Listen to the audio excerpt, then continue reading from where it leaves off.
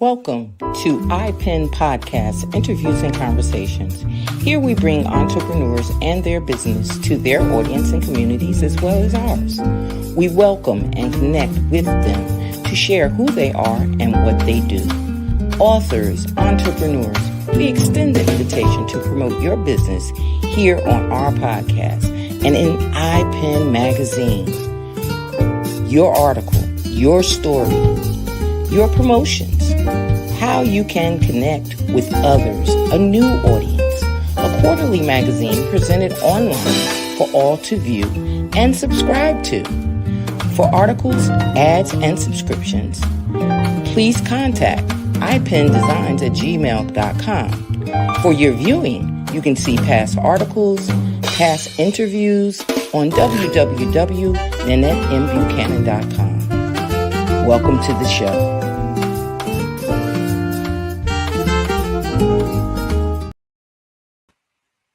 Good evening, good evening, good evening. My name is Nanette Buchanan, and this is iPen Visions, Interviews, and Conversations, our podcast, with myself and my co-host,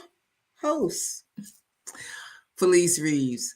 We do this every week, Monday at 6:30, and we bring you special guests. We bring people from the community. We bring people from the business world, entrepreneurs. As the ad said, we're looking to connect. We're looking to make people see that it takes a community to run everything. We have to be a community. And there's a lot of that now, I believe, in the climate that we're in, where people are forgetting about community. So we want to try to keep plugging into that. We want to keep on, plugging in the best way we can and do the best that we can about it. So without further ado, I'd love to bring to the stage my co-host, Felice Reeves. Good evening, Felice. Good evening, Nanette. And I love that I get to be brought to the stage. How are you? I'm well. I am well. Yeah, life is amazing. Life is great. And how are you? I never get to ask you how you're doing. I'm doing good. I mean, I'm a little busy and then set back and then busy and then set back and then busy and then, it's like a yo-yo, You roll it out and you roll it in and you still look at the same yo-yo. I'm waiting for the new yo-yo to come up, like when I pull it up, I want something new. But I think that you always end up in the up position. In the up position, yes. Don't do the thing where what was it, the sleeper position where it went to sleep or whatever. Yeah, something like that, or just walking the dog or something. Right. So how's the weather down there in Texas? Well, guess what? I'm still in Georgia. Oh, you're still in Georgia. Okay, so you're catching some of the chill that we're getting too. Yeah, but it was a beautiful day today. It was not quite 70, but real close. Yeah. A little chill. Yeah, it was great. This ain't my time of the year, so no, mine either. Mine either. But we went to Puerto Rico for a few days, so that's good. Are you rubbing that in? Are you just sharing, rubbing that in? That you're going to Puerto Rico. Yeah. You're rubbing that in. Okay. No, well, you have a beautiful time in Puerto Rico. That is the plan, my friend. That's the plan. That's the plan. Yeah. Well, tonight we have a guest who speaks a lot about what we speak about. I think the first time I heard the word that she talks about all the time was when I was trying to be a customer service rep. And the main word was kindness. Oh. I thought you were gonna say trying. No, it was kindness. No matter what the customer said, no matter what the customer, was disgruntled about, it was kindness. And kindness on your side and not their side. Yeah. Mm-hmm. Yeah. I don't know. That was a lesson that I had to learn. Well, you learn it as you grow up. Sure. To be kind and have manners and be, respectful. But I think it was drilled into me when this very first job, it was a complaint desk. Oh. And every call was a complaint. They were complaining about their heat. They're landlords. They're the dog barking next door all night.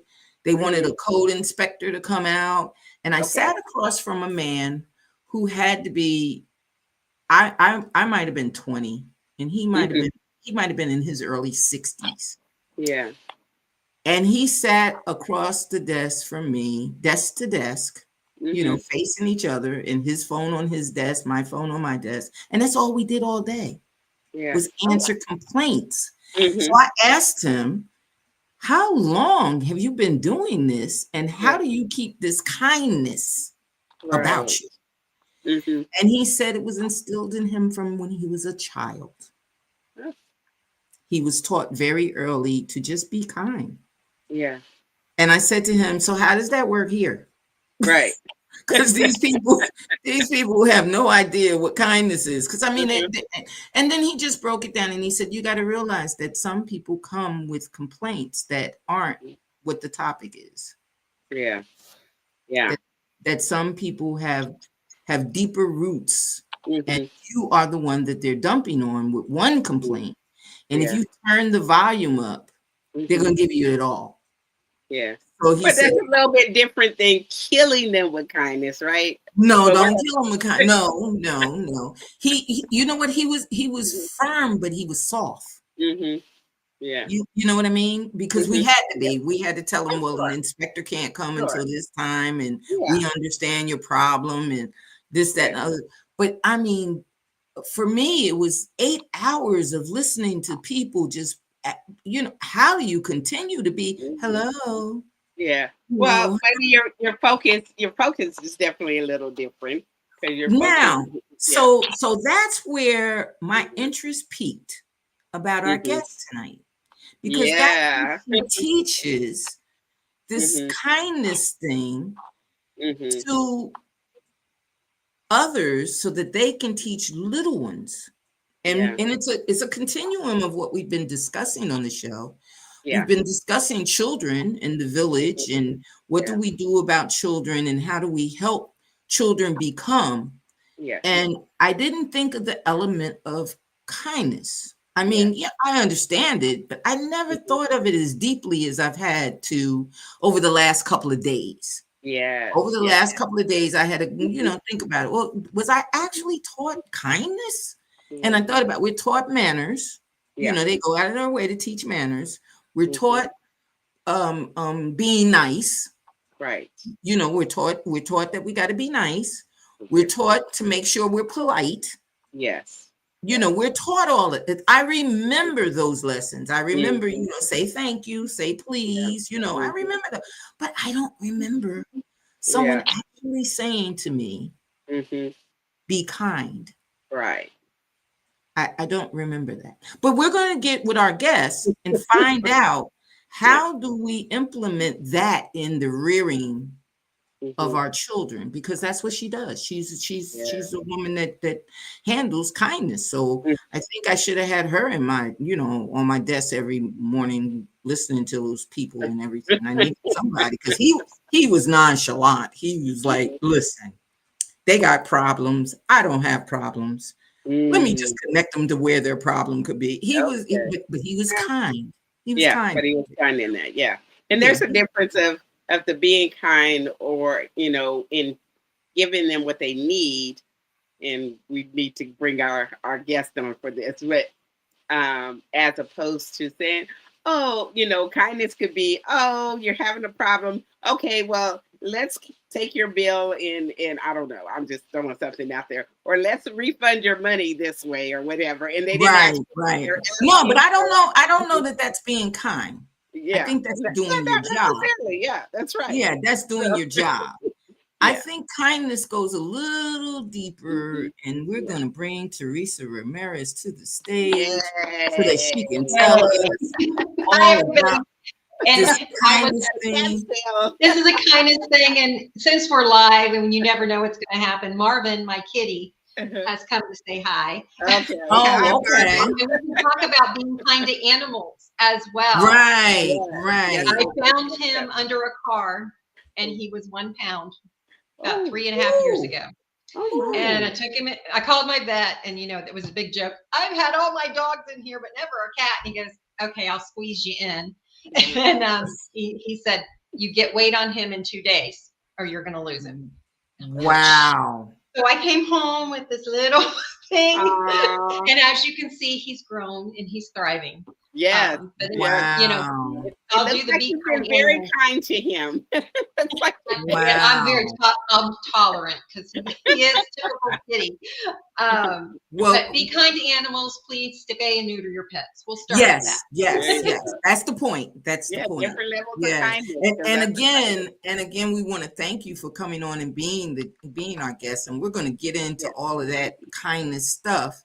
But usually when someone comes on, we hit them with the very first thing.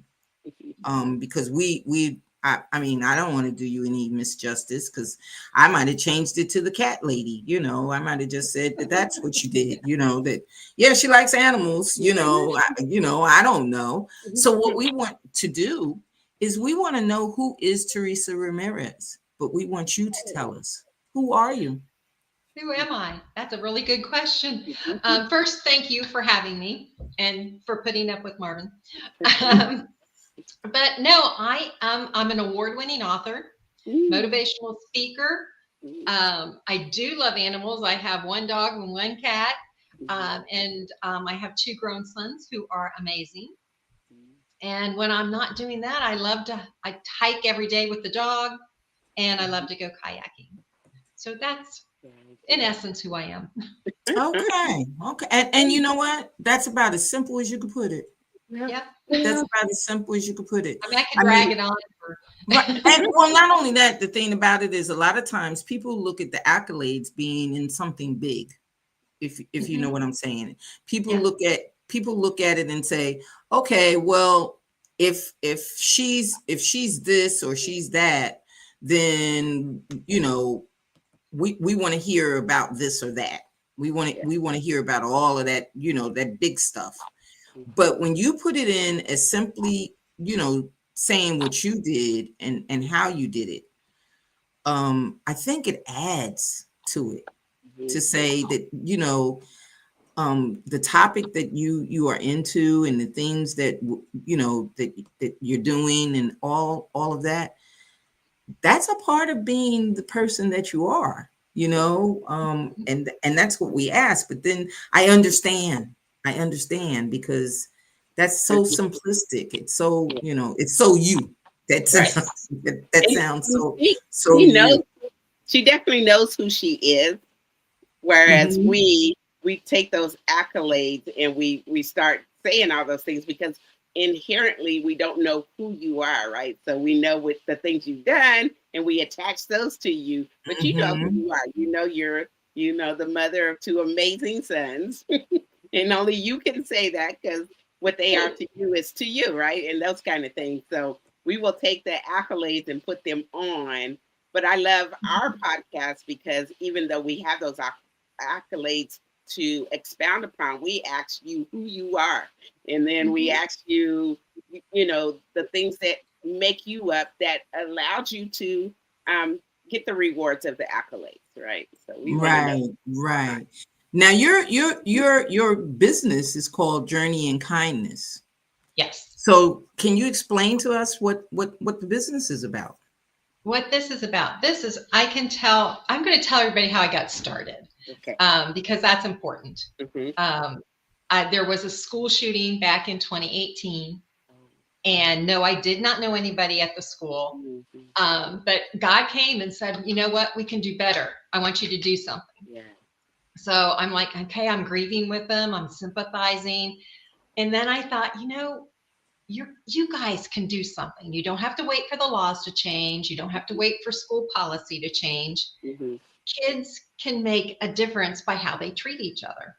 Yeah. And are you reaching out to that kid that's sitting alone at lunch? Yeah. When somebody dumps their books on the floor, are you helping them pick them up? Yeah. Just those little things, like you were saying, manners and being respectful to other people earlier. Are you being respectful to your fellow students? So that's where I started talking to the kids that way. And then COVID hit. Mhm. Mhm. And we, like you, everyone else, we landed in Mhm. front of the computer. Sure. And I really started to pay attention Mhm. to Mhm. what adults posted on social media. Mhm. Mhm. I was horrified. I just, Right. and Right. I tell you the story, and it had to do with animals as well. But at the time, I was also a caregiver for my parents. So this Mhm. one hit home. This woman she had two dogs, Mhm. and her father became ill, and she had to move him in with her, and he had two dogs. Oh. So here Mm. she's trying, and I was there. I guess that was it. I was there. Mhm. I only had one dog, and she would just come with me no matter what, and it worked out fine. But this poor woman was working full time, Mhm. caring for her father. The other half, when she wasn't working, she was basically Mhm. caretaker for her father, Yeah. and then trying to take care of four dogs and give them attention. Yeah. And some of them were older, and they needed medication, they needed different things, and she's saying, I need help. Mhm. Mhm. I don't want to and this is what she wrote. I don't want to put the dogs in a shelter. I'm looking for them to stay together. Mhm. I want them in a good home. Yeah. And the first person that responded to her said, you ought to be ashamed of yourself. You Mm. can't put they'll kill those dogs in a shelter. And Mhm. and she goes on and on and on, just shaming this woman. Yeah. This woman Mm. reached out for help. Yes. Yeah, she didn't say she wanted to Yeah. put him. Yeah. Yeah. No. And to Mhm. just, and I get it really hit me hard because I was a caregiver and an Mhm. animal lover and would have helped her in a heartbeat if I was able. But Yeah. it just horrified me that an adult Mhm. shamed Yeah. this person Mhm. was Mhm. reaching out for help Yeah. and they basically slapped her, Yeah. Mhm. how I saw it. So Mhm. I switched my focus up at that point in time Mhm. and decided, parents, what are your parents posting? Yeah. What are your Mhm. And I have four great nieces and nephews who are amazing, and they're kind of my inspiration. And Mhm. if I'm getting an idea, I'll test it out on them first, Mhm. and they tell me the truth. Let me tell Yeah. you. And I said, so do you read what your mom and dad put out there? Mhm. Well, their social media is monitored, but the older two said, oh yeah, because we don't want them posting about us. And I laughed. But so true, typical kids. Yeah. Uh-huh. But it occurred to me that they're reading what's being posted. Yeah. Mhm. Yeah. Mhm. So what are parents putting out there? Mhm. Well, the thing about it too is you Mhm. say that, but the thing about it is too that what people don't understand in posts Mhm. for children or adults, I think the children are more astute to Mhm. what's being said than we are. Because a Mm. lot of times, just like you said, the woman said, I don't want to put them in a shelter. Mhm. Hmm. I'm looking for a place where they can be homed. Mhm. And the very next person says, oh, are you crazy? You're going to put them in a shelter. You didn't read. Mhm. You didn't read That's what was Right. being said. This was what was in your mind, and you went with that. Children go a little deeper, and hmm that's why they get in trouble with the Mhm. posts that are on because they read exactly what it says. Mhm. right. And Right. they And read deep into it. So if you have somebody that's scamming or someone that's pulling them in or someone that wants to do them some harm, that's why the scammers and all of them change their verbiage to mm. be attractive, to Mhm. Right. be kind, to Mhm. be respectful. They'll pull them in with that and then change it up once they have them. Right. But Right. the thing is, they will read everything in it where Yeah. we don't read everything in it. And Well, that's the harm in it. But the yeah. thing about it is if we just teach each other to be more agile to what someone is saying. If someone Mhm. is saying they're looking for help, I can't tell you how many posts I've read in the last week or so about the cutoff with the government and everything, them Yeah. cutting off the programs and whose fault it is and all of this other stuff. But I've literally heard people that I know that grew up where their Mhm. family was struggling and had to use some of these programs. And now Mhm. they're adults saying, oh, yeah, you should cut off Social Security. You should cut. Where are you coming from? Mhm. Mhm. but it's Well, because of the change that they go through. And again, the kindness. right, Mhm. right. Where's the And kindness to the elderly, or the kindness to the child that needs the extra program, Right. or the mm, kindness to the person that lost their job temporarily because the job closed and they're transitioning and they need help on the in between? Where's the kindness? yeah. And I think that you've hit on something that Mhm. is needed, not only in children but just all the way around. We just have not done enough to, to even I just don't think we've done enough to say kindness, because of the simple fact that, do people really know what kindness is? Mhm. Yes and no. Do you know? Because you said their parents, if you say something to parents, they're like, "Well, I'm doing that already," and I'm like, Yeah, "Are you? Mhm, Are yeah, you intentional yeah. about it?" And I Mhm, mhm, think that's where we're losing that. They're randomly mhm, being kind. yeah, Please and thank you is pretty standard. yeah. But mhm, I know parents that are intentional, so they've got a sign on their refrigerator. This Mhm, is the kind thought for the week, right. mhm, and this is our theme for the week. Yeah. Those kind Mhm, of things. yeah. Step it up. And since you brought up, they're losing the benefits. Mhm, And one of them is the food. The food banks are crying mhm, for food. yeah. Please give us food. So Mhm, what I have posted out there is, mhm. you always wanted to organize a food drive. Now's the time to do it. right, Absolutely. right, Yeah. Absolutely. So get this, Yeah. I know there's end of the year football, end of the year soccer. When Mhm, you do those parties, say, hey, everybody, bring a perishable, bring non-perishable item. something, right, yeah, right, Yeah, yeah, bring right, something. yeah. right. Um, I wasn't quick enough on trick or treat. I was just saying, why don't you have the kids collect non-perishable items at trick or treat and collect them in Mhm, one person's house that day? Right, And yeah. then it's not anything to drop it off at the food bank. Right. Yeah. Takes right, a little bit of Yeah. time. That's right. awesome. Well, two things I want to say really quickly about what Nanette was saying. When you get a message, there's not a person delivering the message. So the person receiving the message is up to their own thoughts and feelings on how they take in the message, right? So, Mhm, a lot of time our language, especially our written language anymore, it's the Mhm. quick little things. It's the, saying stuff, of course. I have a friend right now and she's going through this kind of text message battle with a person in her life. And the capital letters, right? mhm, That denotes yelling, right? So mhm, so there's no kindness, when you got capital letters, that you're not couched in kindness. So especially for children, when they receive these messages, and especially in this digital electronic, everybody's messaging without really messaging, they can interpret things as an unkind thing, and the intent may not have been to be unkind. It might have been, so the text message is one way that kids get hurt by that. And then for the person that puts it out there, there's no accountability as if you were standing face to face with a person, right? So that accountability goes out the window. So people who may have second thoughts about being unkind when in person, they would tend to think twice. And now Mhm. there's this emboldenment to say what you will, however you will, and so what?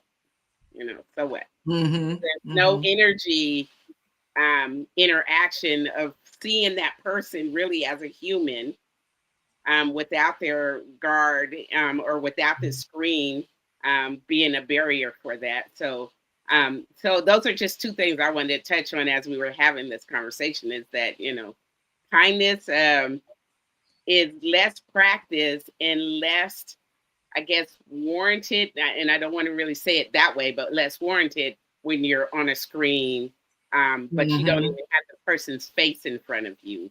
You know. Yeah. Hmm. Oh, absolutely. I've seen it.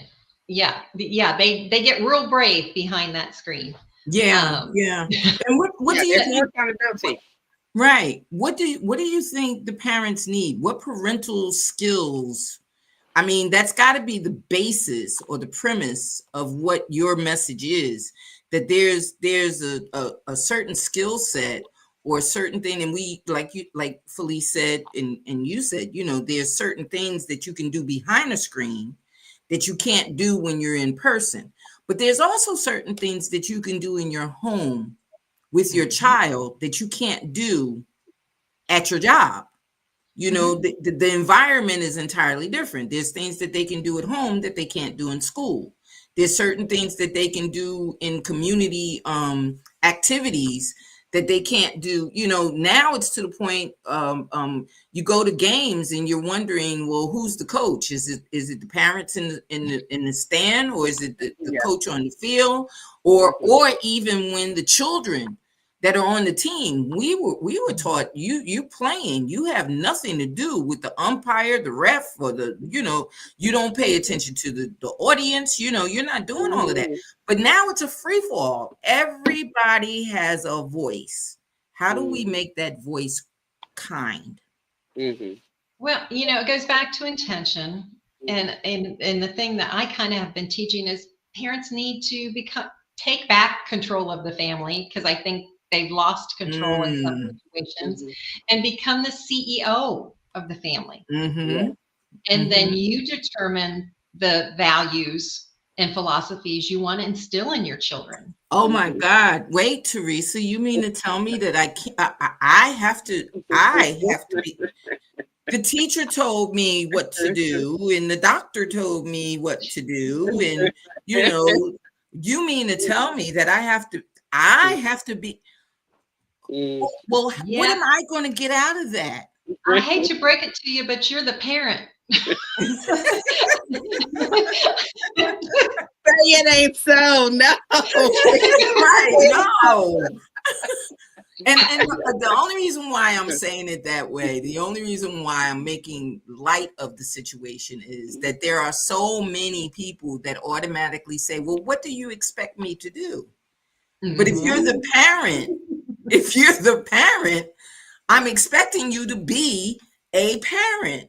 I mean, that's just, that to me is just crazy, Oh, well, they don't let you do this and they don't let you do that, but your kid is throwing bread around a restaurant. Your kid's behavior in the restaurant is just unkind. It's crazy. I actually saw that not too long ago, and I was like, yeah, your kid is throwing bread around the restaurant, and you have no control over this kid. Or the last time I had an encounter with a child where I wanted to strangle them, never mind those last words, people, but the last time I was on an airplane, and the child they're looking over their seat back at me,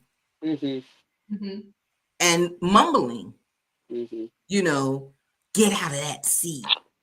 And I'm like, do I really want to say something? Do I really, do I want to say? And it was as annoying as someone kicking the back of the chair. Sure. Yeah. Oh wow. You know what I mean? Because it's a kid. They're little enough to stand in the chair. So what, 5, 6, maybe. Maybe. But younger. You can hear them clearly saying, get out of that seat. You don't belong in that seat. Get out of that. And I've seen, adults go through the you don't belong in that seat. So it made me think, well, your parent has done this to somebody. Yeah. And that's what you learned. But, all I kept telling them was, turn around. And as the voice got deeper and deeper and deeper, they began to slide down the seat, because I was like changing the voice slowly to a gremlin, turn around, but the thing is, there was no protocol from the parent. And they had to have heard, sure, absolutely. And You I know, commend you for your measure of kindness. well, that was Yeah, about and as I much was of a like, that was about as much of a measure as I could give him. That was about it. That was about it. My Well, nerves, you and know. we hadn't taken off yet, so it wasn't like an interesting thing to say, look out the window or anything like that. You know, everybody was still boarding, but I wanted them to know that, listen, we're not going through this a whole flight. We're not going to do this. You know. Well, And first it's of going all, to get to a growl, and you know, me changing faces and all of this other stuff, because it was a little kid, little, yeah, you know, no older than maybe 6 or 7, right. you know. But what are we doing here? How do we get well, and these? I was just going to say that's what parents forget. They are their children's number one role model, Sure. Right, especially under that age 5. Yeah. right, You're the sun and the moon Yeah. to that child. right, Yeah. right, And that's, of course, they have an parents older need to sibling. realize that. Yeah. right. And Felicia, you're absolutely right. If they have an older sibling, God forbid that sibling went through the same thing. Now you got 2 of them. Right. Right. And I'm sure, some older siblings have some sway over younger. But what getting back to that, it's just even in that of the parental responsibility. First of all, why is your child not strapped in that seat right now? Right, because you're getting ready to go on the And you're plane. going to take Right, off. So right, they should already be strapped in. Okay, well, I got right. issues. But With all kinds of things what's the parental, secret? right. And they make it seem like it's a big deal, you know, like, oh, what did you do with your child? You did different with your children. What did you know? Yeah. My thought on that is that there is no different skill. It's when you implement the skill. Yeah. You can't wait until they're 12 to want to correct bad behavior. Oh yeah, absolutely not. You know what I mean? You have to start. So what's the secret, Teresa? What's the No, you've got to start when they're young. Sure. But if you have teenagers today, we can turn it around. But start when they're young, and you just start talking to them. And what words are so powerful. Sure.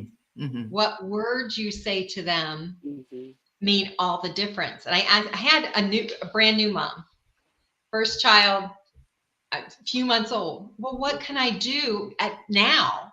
And I said, you tell that baby you love that baby, that child is important, Yeah. that they are smart, Yeah. that they bring joy into your life. Mhm. And do that several Yeah. times a day.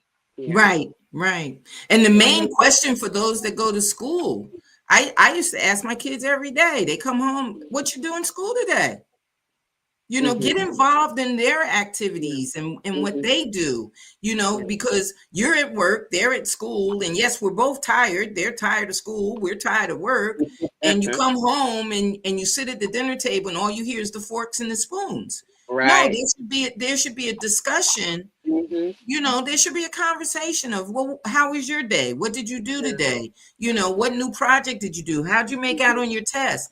Don't wait to have something go wrong Yeah. to have to talk to the child. And I said, and even if you're starting out with your kids are older, when you're hearing that, I say, ask 3 questions. Mhm. What was the best thing that happened to you today? Mhm. What was the not so great thing that happened to you today? And what made you laugh? I think that's huge. I think that out of the 3 questions, that's the most important, because if your child isn't laughing, that's a Right. huge one. Yeah, then there's a problem. That's Exactly. right. That's Yeah. right. That's I mean, right. and I think I love, first of all, thank you, because I love that you were starting with the parents, because, most like any company and families included, it's just start from the top, go down, right? Because the top is responsible really for all of that, all jokes aside. And I know, as you were saying, guess what? You have to parent. You're the parent. And it's sad to say that, that really is needed to be, for some people need to be reminded that they are parents, and they're responsible for that. So, and I love the thing, but of of them of them being involved in their children's kindness, whether it is and I really think it really needs to start at home, because as I was saying about those siblings, sometimes siblings aren't very kind to one another. And it starts there. Mhm, I mhm, was joking with someone, and this is not a joke. Um, I'm really close with my brothers because we move so much, and but we would fight like cats and dogs, especially the younger one. But no one outside, he'd go and pick fights with someone else, and they're like, no, no, I can beat the snot out of him, but you can't, right? right, Yeah, right, yeah, yeah. right. And so, again, it being the responsibility of the parent to instill kindness even to one another within the family, and definitely outside of it. I mean, and Mhm. there's so many ways that kindness is skipped, because even for my granddaughter, I have a one and only grandbaby. She's 21 now, but she's still my baby. um, and so, with a child that is a single, child, as the only child, and like the first grandchild and the first great grandchild on either side, she got showered. I mean, showered. And I used to think, boy, this child should be so rotten in the spoiledness, because there were no other kids to distribute, stuff to, Mhm. right? And she is a kind soul. She's sweet and just lovely. And sorry about that. Sweet and lovely. So you tend to shower, but there was not really a concerted effort to make sure that she was kind to other people, because again, Mhm. there was, it just was this love fest of her, but it just, we could have missed the point of, instilling kindness into her, right? But, Because we but you know showered what her. though? Mhm. I understand. I hear you, and I understand what you're saying. But if I'm not mistaken, Teresa, correct me if I'm wrong. The thing about it is the love and showering that you gave her was the Mhm. act of kindness. Yes, it's an act of kindness on You us, know, but ensuring that what she received is that something she should reciprocate out into the world. yeah, I but mean, you can't. or, or We can't guide what they reciprocate. well, I I mean, don't. not I don't. really. Well, That's I not don't. it. But I This have is. a, This is. go ahead. well, if in that child, did she at Christmas time, did we give to the giving tree and See, have this is her what help I'm pick talking out the about, gifts right? and Yeah, things like that?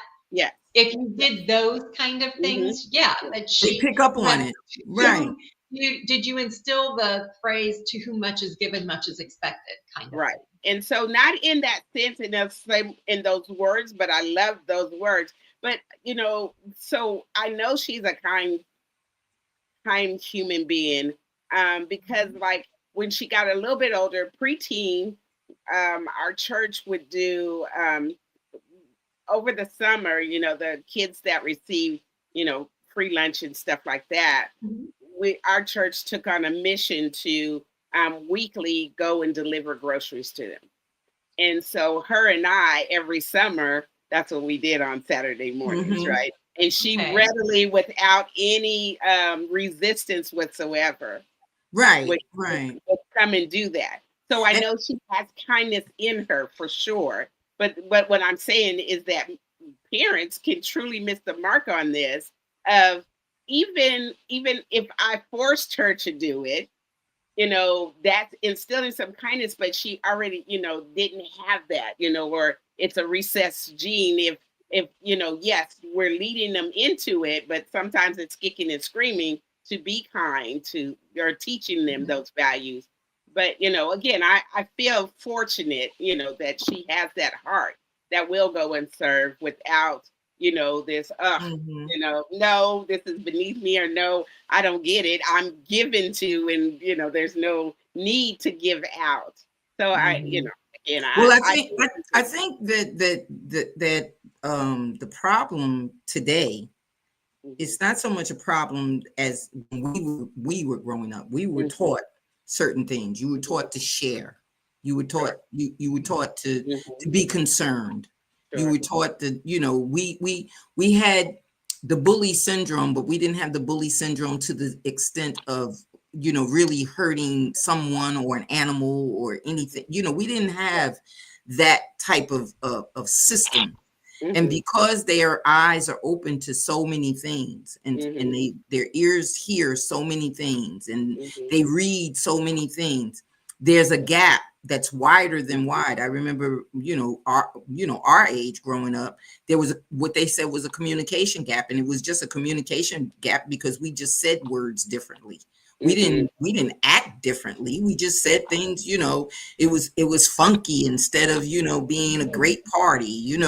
We had like little things that we said. Now the communication gap is so wide that it involves danger. It involves other things that we as parents, don't often understand. Like I've been trying to figure out what is 6'7", what is 6'7", what is, you're trying to figure it out because you want to make sure there's no negative connotation to it. Yeah, you're right. Yeah.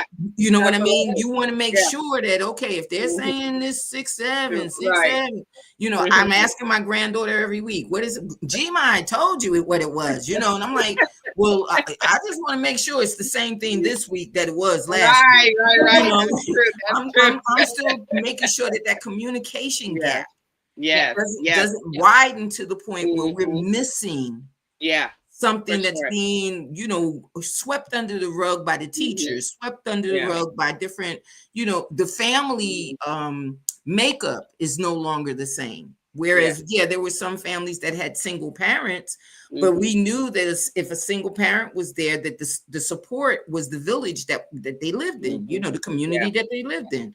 If there was a family that had a mom and dad and everybody else, well, if dad had to go talk to the son that was over at the other house, there was no problem. There was no questions. But now the communication is a bit different. So, and this leads into my question to you, Teresa. What do we do? You said, okay, we want everybody to be the CEO of the family. When the teacher says, I need to speak to your mother, and your mother says, I ain't going there to talk to that teacher, or I'm not open to your suggestion. You can't tell me how to raise my kids. We know that this is a bully. We know that they've been bullying kids. We know that this is what they do. Yeah. What do we use as communication to try to get the parent who's working 8 hours, got 3 or 4 kids, maybe in a single home, maybe, you know what I mean? They're overwhelmed with the stuff that they have to do. What's the communication we as mothers that see other mothers, that we bump into them? Like you said, this woman had a problem with housing just a pet. A lot of our elders are going into elderly care, and there's no longer the room for them to be at home. So people are running to the doctor. They're running to the residence that they're living in. They're running crazy. So what do we say to them to help them with this kindness for the children? Because it seems like the children are on the last realm. Get a peanut butter and jelly sandwich and leave me alone. That kind of thing. Yeah. Well, first, kindness is simple. And I think parents also need to realize we need to support and lift up each other as parents. Okay. And sometimes, especially with the single parents, just take 2 seconds and say, and you see a parent struggling, they're overwhelmed, and you see it. And if you're another parent, you see it and recognize it. What do you need? Yeah. Okay. They may not know. Yeah. Right. They may not know, but it starts a conversation, and you might just have to sit down and let them. They just might need to dump whatever is on their shoulders, just dump it, and just sit there and listen. Yeah. Right. I think we do need to support each other and lift each other up and take the time. Right. And I think, we all get so busy and we're all rushing around and we're running to the 102 extra activities our kids have. Take the time to look up from your phone. Right. And when you're at you're at the soccer game and you're not doing this on your phone the whole time. Yeah. talk to each other. I think that's one thing that the phones have taken from us is just Mhm. normal Mhm. conversation, even when we are in the same room. Yes. Right. Yes. You're right. Yes. You're right. Yes. Yeah. And one of the things maybe that in my head as I was thinking of explaining about my grandchild being the only child and that kind of thing is that, there are different ways to instill that. Like, of course, she had a plethora of things that were given to her, whether it be toys and clothes and stuff like that. Mhm. And then actively, I think I've seen this. I forget where, but um, when she outgrows something. Oh my goodness, sorry. When she outgrows something, sorry, there's something I was supposed to do. It's Um, okay. outgrowing something, and then the act of kind or instilling into them is, hey, I think that this is done in some families around Christmas time or something. They're going to get toys Right. from and so that they actively give up some of their toys to someone in need, right? And saying, this. So Right. things like that to instill in our children the act of kindness, Act of kindness. Right. as you said, Mhm. to whom much is given, much is required. Well, again, it's like giving back or giving or passing it forward Mm-hmm. for the things, as opposed to the parent going in and saying, "Look, I'm I'm going to give it purchasing away. stuff, Right. I'm Yes. putting it," Yes. and not inviting, the child to be a part of that. Right. Yeah, get your kids involved and Mhm, that moves the conversation along. And mhm, again, that helps when they do get in trouble or are struggling with the situation. mhm. The more conversations you're already having with them, Yeah, the more They'll be likely they open. are to They'll be come to open. you. Well, right. I have a funny story about that. Mhm, Um, back in the day, the Barbie dolls were, the thing. mhm. I Mhm. mean, they're the thing now, but they were the thing then. Uh-huh. Yeah, You yeah, kept them in prestige condition, and yeah. Mhm. you did all kind of things with them. And my daughter had the wardrobe that you open up the wardrobe with the clothes Oh, yeah. hanging Yeah, up, oh and Yep. she had the all the shoes in the little drawer. And I mean, she had Barbie, she had Skipper, she had Ken, she had the whole lot. Okay. yeah. So I come home one day, and she's sitting in the room, and she's playing with another doll or something. Mhm. And I look around the room, and I'm like, well, where is the wardrobe and the clothes and all of these things? And I said to her, well, where's your Barbie stuff? Mhm. And she said, so funny, but not funny. Mhm. She said, Mr. Smith, they had a fire at their house, Mhm. and it was Tanya's room that burned. That was the little girl. Uh-huh. Mhm. So I said, oh.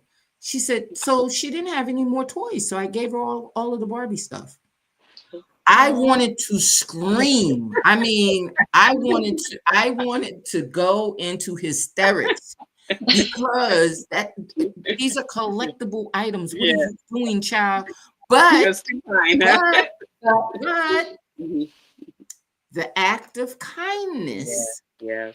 was what my daughter used to Mhm. do. Like, if you Yeah, need it, here it wonderful. is. yeah. So I said to her, well, what are you going to do when you want to play with Barbie? Because now Mhm. I'm trying to get her to understand the logic of what you've done. You Uh-huh. could have gave her Skipper and you kept Barbie. You could have Uh-huh. you didn't have to give her the whole collection. Well, Why would you do? So I said to her, well, what are you going to do when, and she might have been about maybe 8, mhm. maybe 8 or 9, if Sure. if that old. And she simply looked at me like, what? Mom, she lives across the street. I'll just go across the street and play with her. Oh, that's sweet. I love that. I love that. But the No, thing that is, as a you child, she did not think about the fact that Tanya could have came across the street and played with your toys No. in your house. Come on, but her house look, murder. I was going to say, look at them. You were a model to her, and she did an act of kindness when you weren't looking. Yeah. Yeah, That's Above what the and goal beyond. is. and I was like, I was going And, crazy. yeah, above and beyond. Yeah, I went crazy for like 3 or 4 days. I literally had like, And all I kept saying to myself is, she better not ask me for another Barbie doll. She better not ask me. She better not ask me. Yeah, I couldn't think of what else. It's a little bit too far there for you. I was like, wait a minute. We're gonna have to tame this a little bit because she'll give away the whole house, But I understand what you're saying in showing it. You want to see it come back. You want to see your child, reciprocate what you're teaching, and you want to see it come back after, doing it. You want it to be natural, like you said. So we have simple everyday activities as acts of kindness. So what would some of those activities be? What would some of those? I want to just interject one kid's story. Like I said, they're being kind when you're not watching. And one of my nephews, he was in middle school at the time, and a kid was in a wheelchair, and he couldn't push the wheelchair and carry the cafeteria tray. So my nephew went up and said, "Can I help you?" And he said, "Great." And he said, "Where do you want to sit?" And the kid kind of shrugged. So I said, "Well, come sit with us." Yeah. So come to find out, my nephew's an athlete. Most of his friends are too. Well, the kid in the wheelchair knows every sports statistic out there. Oh, wow. They were, 2 or 3 years together, but they had built a great friendship. Great relationship. Right. Yeah. But I told my niece, I said, kudos to you because he was kind and you weren't even watching. Yes, right. Yeah. Very good. I love it. That's the goal. That's the goal. Yes, right. But the simple act it's a smile and a hello. Yes. Yes. And I'll challenge everybody, try doing that for a whole day and see what happens. Right. But I know a guy, he worked at a parking garage. And he had his regular customers, and then he went on vacation for a couple weeks and came back, and his customers were yelling at him. Yeah. Where have you been? He's like, I was on vacation. What's wrong with you? Right. What happened? And they said, your smile and your good morning is what gets me through. The tone for my whole day.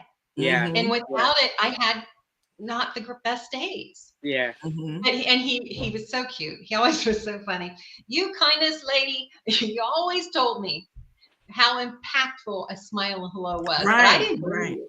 Well, I didn't believe you until what do you call it when you walk by someone, you don't know them, you have no idea who they are, and for some reason the spirits meet.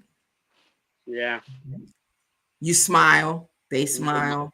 They smile, you smile. You don't know their name. You don't know who they are. You don't know anything about them, but it changes the direction of whatever is on your mind to that smile, So I understand totally what his people were saying. I just needed that smile because that smile changes the direction of where I am spiritually and mentally. That smile uplifts me to what it is. I say that about my husband all the time. He's a Pied Piper of children. We could be driving and kids be in a car next to us and they'll start waving at him. And I'm like, how do you do that? Right. But it's the spirit, something about the spirit that connects with children. I tell them it's a good thing you're not, somebody that's really mean or something to kids, because they walk up to him, they sit next to him at the mall. If he's sitting down, they come and sit with him. This one little girl, her mother said, "What did I tell you about talking to strangers?" She said, "He's not a stranger. He's Mr. Buchanan." So I love it. So it's just the spirit and the kindness that shows. And sometimes it doesn't have to show verbally. It doesn't have to be verbal to show that there's kindness. But what about in the difficult times? What do we do then? Well, it's not easy. But if you're already building that foundation of kindness, making it natural breathing, it's going to be easier. And I have, in my early journey in kindness, I say, I was having lunch with a friend, and the server comes up. You'll love this. What do you want? Oh. We have a couple questions about the menu. I don't know. I was told to come over and take your order. What do you want? Wow. Ooh. Friend and I kind of look at each other going, oh boy.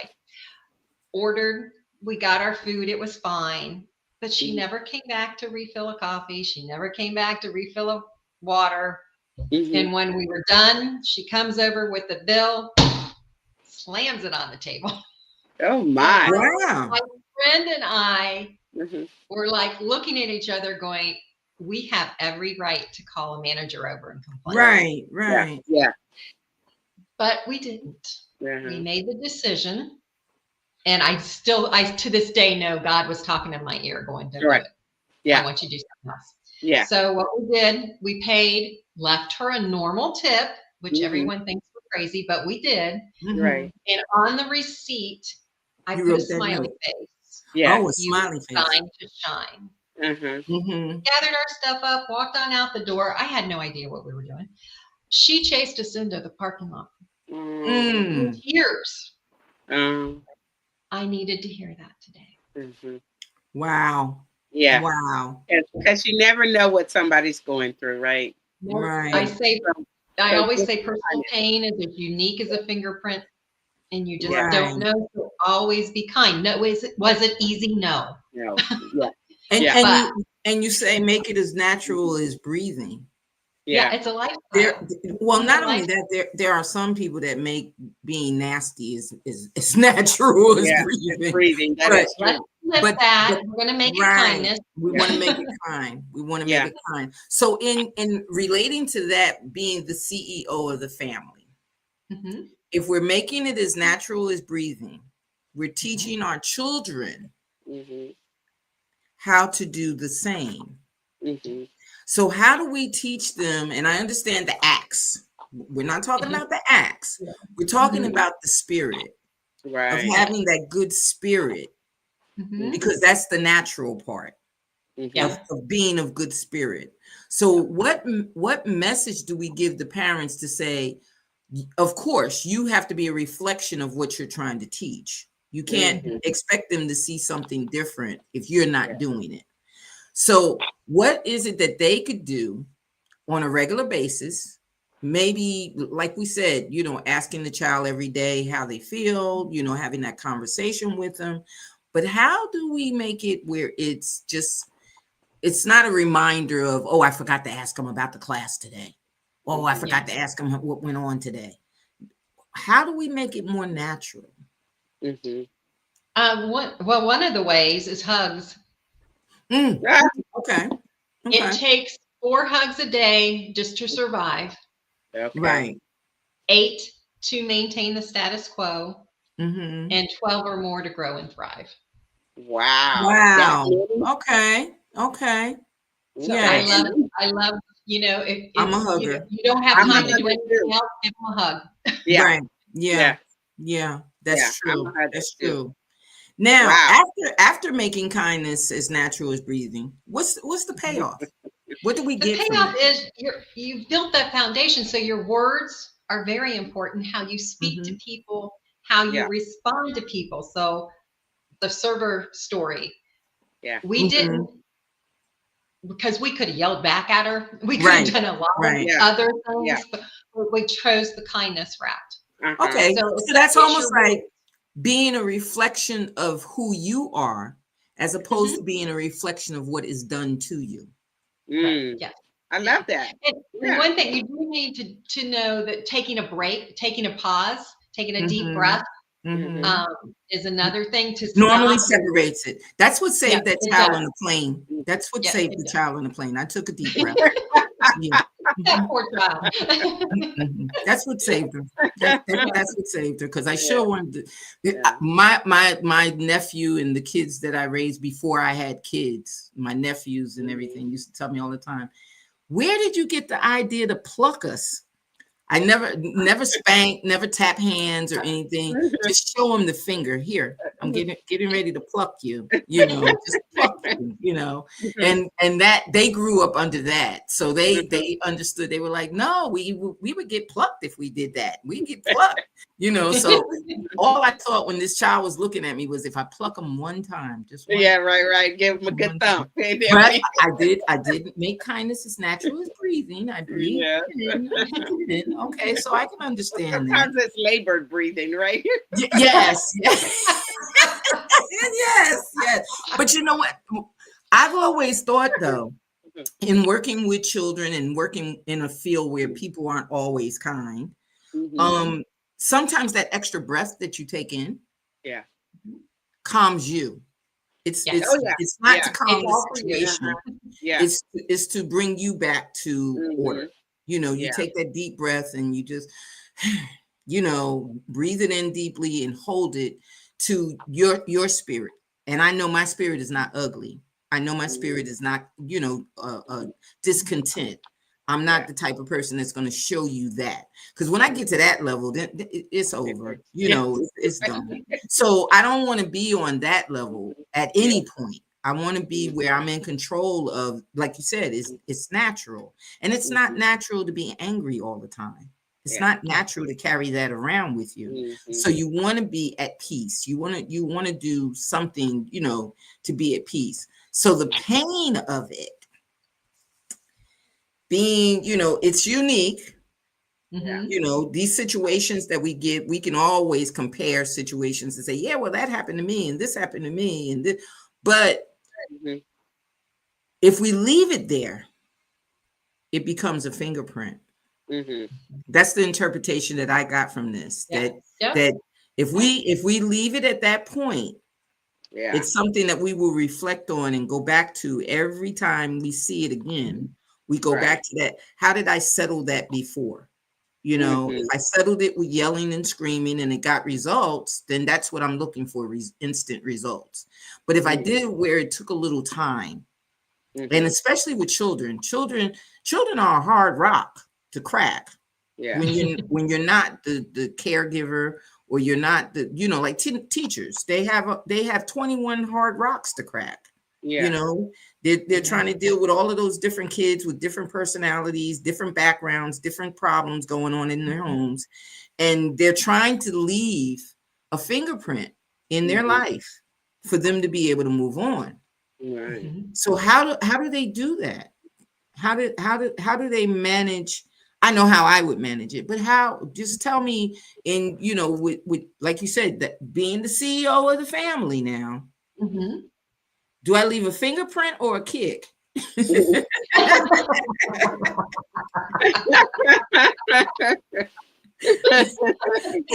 Help her, Teresa, help her.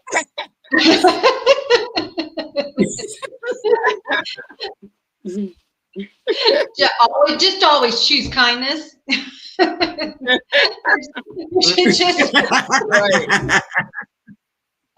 Right.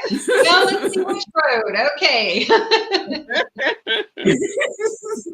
Yes, funny. yes, That's yes. funny. It's Well, understood. It's understood. Yeah. So I have a question about this, because in our society today, there, especially amongst us women, and a lot of times women are the CEO of their families, right? Mhm. So what about self-kindness? Well, it's hard to be kind when your kindness tank is empty. So, and it's going to be different for everybody. I recommend, get up the 15 minutes early with your cup of coffee and just sitting quiet, whether it be in prayer, meditation, whatever works for you. That's one way. If you're a jogger, you can get up 15, 20 minutes earlier and jog around if that's what you need to do, or exercise of some kind. Get on your treadmill, whatever the case is. If the morning doesn't work for you, do it at night. A hot bubble bath, a glass of wine, just where and it's different for everybody. Everything change, whatever's going to work for you to fill your kindness tank back up. Yeah. Well, not only that, the thing I hear you saying is schedule. Yes. Schedule. Yes. Make it so important that it is a part of your schedule. Right. Don't make it where it's a drop-in thing when the grandparents come and get the kids. Now I have a moment. You might not get that moment again for another 2-3 months. Sure. So what do you do in the in-between? So I hear you saying, make it a regular thing, that just as much attention as you pay to your children or should Mhm. be paying to your children, you should Right. also pay to yourself. Mhm. And I'll add to that if you're a Mhm. mother-father team, you should also add it to your marriage, your Mhm. relationship. Absolutely. You should also have that in between time from your relationship to your children, to Mhm. your family, to your supporters. You have to schedule that time, because that time, you can't gain time back. No. Yeah. And if you miss that 15 minutes, you can't jump up and say, wait a minute, I'm not going to do that until I get my 15 minutes. Mhm. No, that's not how Mhm. scheduling goes. So Yeah. we have to make it where it is important enough to put it in a schedule. So And it doesn't have to be a ton of time. no, You, no, yeah, the 15 no. minutes usually a day, Mhm. it Hmm. does make a world of difference. Now, kindness is nice, but does it really do anything? Does it? Does it? I Kindness is mean, all fluffy. Yeah, it does. There are studies that show that if the three of us exchange an act of kindness, Mhm. the mhm. three of us, our serotonin levels are going to go up. Sure. And those are Mm, our happy hormones. So Mhm. mhm, serotonin levels, oxytocin levels go up, and we're happier. Yeah. But mhm, the most fascinating thing is that if anybody observes that act of kindness, mhm. their hormones will go up as well. I was So gonna for say that. Oh, okay. Yeah. one act of kindness, we've got all these happy people. Yeah. And if we're all doing that in our corner of the world, just Mhm. focus on your corner, Yeah. then we're going to create those ripples. It'll And the make the Right. ripple effect connection. is Yeah. real. Sure. And my thought is that those ripples are going to eventually merge together, and we're going to create a wave of kindness that washes across this country. Absolutely. I love it. Yeah. Yes, I yes, love it. yes. Love it. Love it. Love it. Love it. I love the idea of, like you said, Mhm. make it a ripple effect where, even if you're just standing still in your own thing, you feel it. Mhm. You Yeah. may not react to it right away, but you Mhm. can you can feel the kindness, you can feel the Yeah. warmth. I know that we all have gone into a room and automatically you feel the difference in the room. you Mhm. know you can Yeah. tell when you're in an atmosphere that works well together, and you can Yeah. also tell an atmosphere that doesn't work well together, and you don't even have Mhm. to say anything. You can just Sure. be in the room. It's just Sure. a feeling, again, that spirit Mhm. that says, hey, this is good, hey, this is not good, Right. hey, this is a bad thing, hey, this is not that. But Mhm. in saying that, how do we teach our children to understand, because we have so many people that prey on the children with the kindness, Wow. Mm-hmm. and they get lost in thinking that it's kindness. Yeah. They get lost in being lured away from family values because of their friends, or Mhm. family Mm-hmm. values because of what the world is showing them. Mhm. How do we get them to understand, that on one hand, we don't want them to be so fearful that they have anxieties, Mhm. but on the other hand, we don't want them to be so free that they don't understand when to be use discernment Mhm. to Mm-hmm. we want them to have some kind of balance. So what do we do to give them that as a CEO, Mm-hmm. I don't think I was a CEO. I think I took over and just became the whole owner of the The building. dictatorship. You're just a I boss. don't, You weren't a no, CEO. You I don't think I ran it like a CEO. I think I just took over the whole, look, this is my building, and but from that, I can Mhm. honestly say that I have, children, grandchildren, and I do have a grandwoman who she's in charge, but she's sweet. She is kind. She is sweet, and she will tell you what is sweet and what is kind, Oh yeah. or that's not nice, Sure. Yeah. or someone did something that wasn't nice. Yeah. So she kind of knows the difference, and she's the baby of the bunch. She's 9. So she's the baby of the bunch, but she kind of knows what's going on. But Mm-hmm. how do we ensure Mm. that when they see that act of kindness and it's just a cover Mm. for, a wolf in sheep, sheep in wolf's clothing, Yeah. or wolf in sheep's clothing, Yeah. How do we get them to understand that part? I think it comes back to just having the conversations, being open, being open and having that conversation, and including your kids in helping determine what you want instilled in your life. Sure. Also helps. Get their input. Mhm. Also helps. And of course, the 3 questions, you're checking in to see what's going on. And I know one set of parents who sat down with their 2 teenage sons to talk about what we're going to, as a family, what's our philosophy. Right. And the kids said, yeah, that's great, but we want to add something. And the parents are like, okay, what is it? We want to remove the word hate from our vocabulary. Okay. So they've already, as teenagers, have seen something, heard something where hate hates this. Right. And they don't like it. And they don't So like anytime they said the word hate, they had to put money in a jar. Nice. And at the end of the year, they donated the money to a charity. But it's just keeping those conversations flowing, and include them in decisions like that. And what about family? I don't know if people do it now. I know I did it, and I know that there were a couple of my friends that did it as well. And again, that could have been a thing back when we were parents. But having that Friday night meeting of the minds. We used to have Friday night game night. We might have had cousins over. We might have went to their house. But Friday night was like a family night. Yeah. After everybody got off work, uncles, aunts, everybody, okay, we're going to be at so-and-so's house. We're going to play Monopoly. We're going to, or if we didn't go anywhere, we would all sit in the dining room and just have a conversation. Hey, how was your week? How was this? How was that? What's planned for the weekend? What are we doing for the weekend? What are you guys doing? Especially as they got older.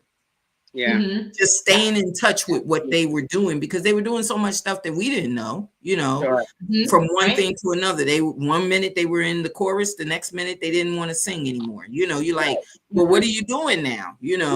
So Friday night became a crucial night for meetings and order some pizza, sit around and have a good time. But it became a crucial meeting for family. I think that, like you said, in conversation, how do we get these parents, and I say it that way deliberately with quotes, these parents of today, how do we get them to understand that is the surface that you want to have? How do we get them to understand that conversation, being able to openly come home and not be ridiculed, not be punished, not be anything for something that may be drastic to your child is so important. And like you said, developing conversation is how you get them to open up. How do we get the parent to understand that? And that might just be modeling for each other. Because I do know there's families that have the game night and they get out board games. Which are unheard of these days, but they do it because they can interact and talk and have fun as a family. They started having the neighbor kids over. So next thing you know, and I don't know, the parents are out of it and it's just the kids. Yeah, the kids are like, well, we want to go play their board games. We want to play the board games. Well, then the parents started coming up to going, what's going on that my kids can't wait to get to your house? Right. I think it's just modeling for each other is a good solution for that. But and we have to get back to lifting each other up as parents. Because that's what you have to do. You have to lift each other there, be there for each other. I know I just walked around trick or treat we just had, walked around with the kids. Now this is a neighborhood of 400 homes. But as we're walking around, almost everybody knows everybody. Very good. And so if they saw a kid walking alone, Susie, are you okay? Yeah, I'm okay. Mom's down there. I just got to get to her. Okay, we just want to. And you saw that all the time. So you have the village concept. You're looking out for each other and each other's kids. So you have the village concept. We just did a whole gambit of shows about the village and the village being responsible for how the children in the village grow. Whereas, somewhere in your village, there's a teacher. Somewhere in your village, there's a doctor. Somewhere in your village, there's a single parent. Somewhere in your village, there's a divorced couple. Somewhere you have some of everything in your village. And there has to be a thing where I'm not frowning because she doesn't have a husband. That ain't none of my business. I'm not upset because they're Catholic and I'm Baptist, or, it has to go beyond that. It has to be, we're all not going to look alike, but we're all going to be alike. We're not going to be separated by, our personal views, because when it comes to that child, we want to make sure we're taking care of the child's needs. If that child is walking alone by themselves, someone is going to walk with that child and take care of that. What's going on? Where are you going? I've never seen in the last maybe 2 or 3 years so many babies that walk away from the daycare. How are they getting out of the daycare? Yeah. There's been like 4 or 5 different episodes where kids just decide, I don't want to be here today. And they're 2 and 3 years old and they're getting out of the, I'm like, where are the teachers that they're getting out? They're escaping the daycare. How? And by the grace of God, 2 of them that were here in North Carolina were crossing main streets. Oh, wow. And they're like 3 years old and they're crossing main streets and people see them. One was right across the street from the hospital. I couldn't even believe that when the person brought them back to the hospisptal and said, I don't know whose kid this is. Wow. The daycare was 2 blocks away. The child had walked 2 blocks and was on a main road. There's something going on when people are not astute to taking care of the little ones. Yeah. The kindness has to start with us, but we gotta understand that it doesn't matter what race, what nationality, whatever, kids are the surface of what's coming. We got to take care of them. You got to.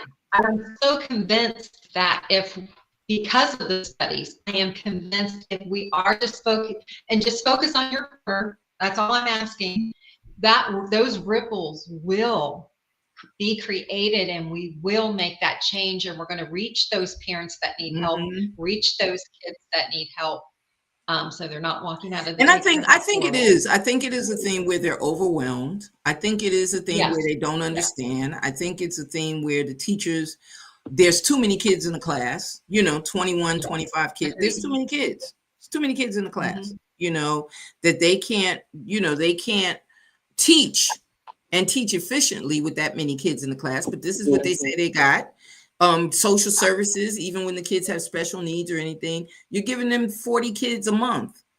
There's only 30 days in the month, so how is it that, how are they supposed to be able to function, So my thing is, what do we do to hold on to the nucleus?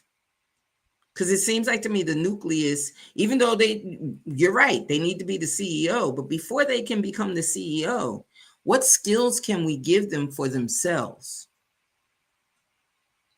Ooh, I'm just trying to think. Wow. And I think it goes back to being kind to let them know that they're worthy, that they are important. Right. Themselves. Right. And it's just, I think it goes just back to way we treat each other. Exactly. And that's the point that I thought. I said, well, if you got a parent that's struggling, like you said, okay, take that 15-minute walk. Take that cup in the morning. They just need to learn little intimate skills to sustain themselves. Because if you got, God forbid, I could not believe, these people that have twins and triplets at the same time, and all those kids are crying, and they all. I'm watching on again social media.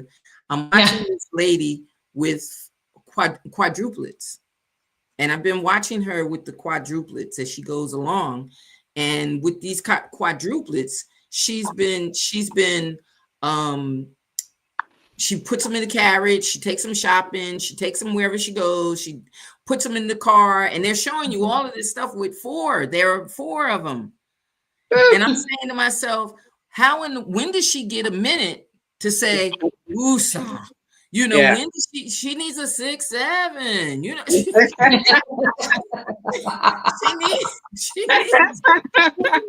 that, you know. But the thing about it is, like you said, that 15 minutes earlier in the morning, that the moment that the kids are in, because they're all toddlers, they're little, they're little right now. I think it's 3 boys and a girl. She's got 3 boys and a girl, and I've been watching her now for about a month. As they've been, don't see anybody else helping her. Obviously, there has to be somebody, because somebody's putting it on video. Yeah. So there's got to be somebody that's videotaping everything that she has to do in the morning and how she has to get them out in the morning. But in that case, when you say CEO of the family, I'm wondering if she even wants the position. You know, because she got 4 kids. You know. So that's the reason why I asked that. What do you know? And her method is working, because she's got it down pat. How she gets them, their shoes, it's organized. The breakfast is organized. There's no mess. And they're not talking yet. They're toddlers. They just learned how to walk. They're not even verbal yet. So I don't, I can only imagine, But the thing about it is, it's just one of those things where I see it and I'm like, well, what do we do to help them? Like you said, your journey in love and your journey in kindness. Yes, but what do we do to help them, be able, because it's so overwhelming. It's so overwhelming. So how do people get in touch with you? On your YouTube channel, your Instagram? My website LinkedIn. is journeykindness.com. Your website, journeykindness.com. Also, your email. They can reach you on your email as well. And we want to offer that to people that want to know more. We also want to offer you her book, Raising Kind Children. Nice. And the Kindness Journal. We want to, and some of the things that we talked about tonight are in the book. We want to express that these are things that it's like having a cookbook. We all know how to cook, but every now and then we need something special. So we need to look in that book and get the recipe from our guest, and make sure that you contact her with, maybe something, maybe you've got an idea of, what can be done or what could be done in your community or anything like that. We want to emphasize that. And Teresa, we want to thank you for being our guest, and sharing with us this act of kindness, not being corny, but it is heartwarming. It is heartwarming to know that someone is out there pushing for acts of kindness, something that we don't often get. But I don't know, Felice. I think she's answered our last question, but let's put it in a question. Put it in a question. Well, it is, and I kept it general, so she answered the general question, which she didn't. Okay. Specifically, so I was kind of intentional in that, but so Teresa. Well, first, let me ask you this. So, are you located in North Carolina, or? I am in Cincinnati, Ohio. Very good. Okay, because I want to know. Of course, your kindness journey needs to spread across this whole entire world, not just the United States. So I'm checking on that, because normally, and I love that you're outside of that, but is there a plan for your gift or your offering to go further than Ohio, and has it? Yes, actually, because I actually do. I speak to parenting groups all over the United States. Okay, So I am very good. always open to going out. Good, Okay, good, very good. good. And so it's parenting groups and not necessarily tied to a school per se, or is It that what can you be it are? can be the PTAs Yeah. or any other parenting group. Okay, awesome. Awesome. Okay, well, note this up. We're writing that down. Hmm. Okay, Hmm. and so the secret conversation that Nanette and I were trying to have in front of you was just that we talk to amazing people such as yourself, pretty much on a regular basis, like every week, huh, Nanette? Yeah. Yeah, right. Hmm.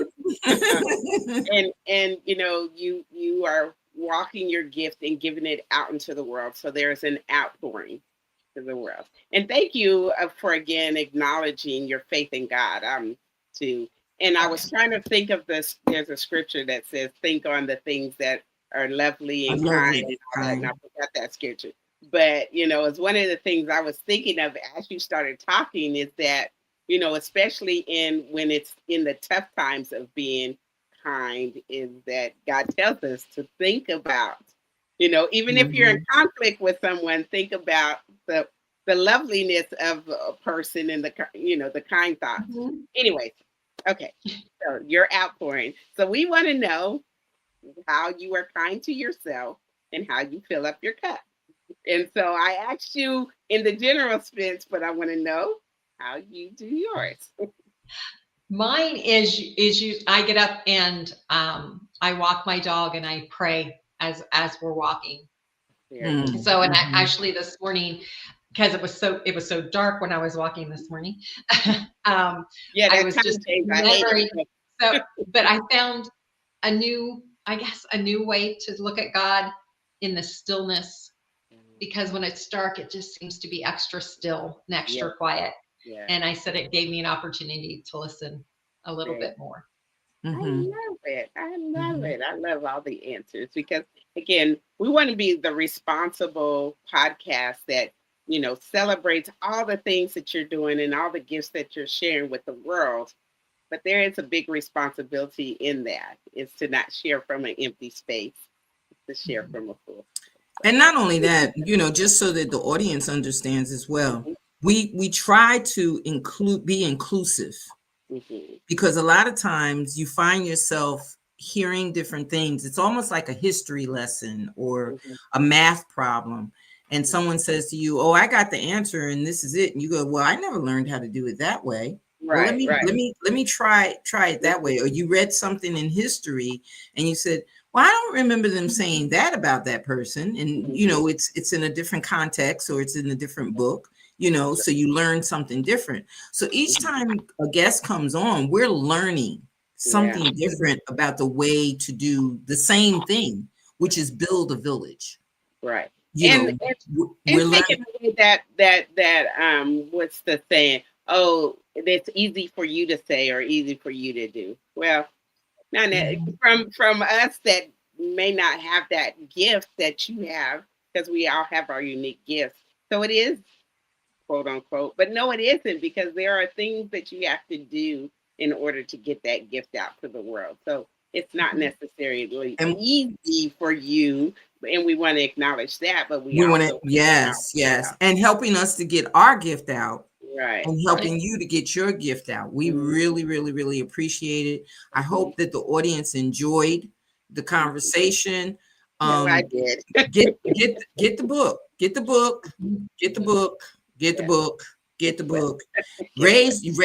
Look. I'm gonna say it directly. Get your bad kids in order. Become a CEO, just like you would run a business. If you had a worker in your business or a mhm, person in your business that you knew had the skills and you knew they had the possibility of being great at what they're doing.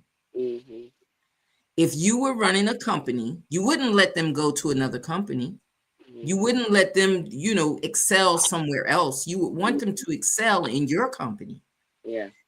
So be the CEO in your home because you want your kids to excel Mhm, in the family. You want them to be the catalyst to kick off the next, to become the next brilliant one, to become the next raiser of love within your family. You want them to do that. And the only way you can do that is like Teresa said, be the CEO. You know, let them know that, hey, I'm looking to build an empire and you're part of the empire. You know, I'm looking to have, you know, a great, you know, return on my investment. So invest some of the time, you know, and we do that for people all the time when we go to work and we do their job and we handle all of their stuff and you do all of that at their job. Make it a job in your home. Make it a job in your home. So I want to thank you again, Teresa. We had a great time. I appreciate you. Felice, I appreciate you all the time too. Well, likewise. So, you know, appreciation is definitely mutual here. All right. I appreciate both of you, and thank you so much for having me. Yes, and we want to have you again because I'm quite sure there's going to be another book at some point, Yes, there is. or another way or alternative of how this works, and of course the growth of your business. You know, we want to know all about that. So thank you again, and good night, everyone. Enjoy. Okay. Good night, and thanks for joining us.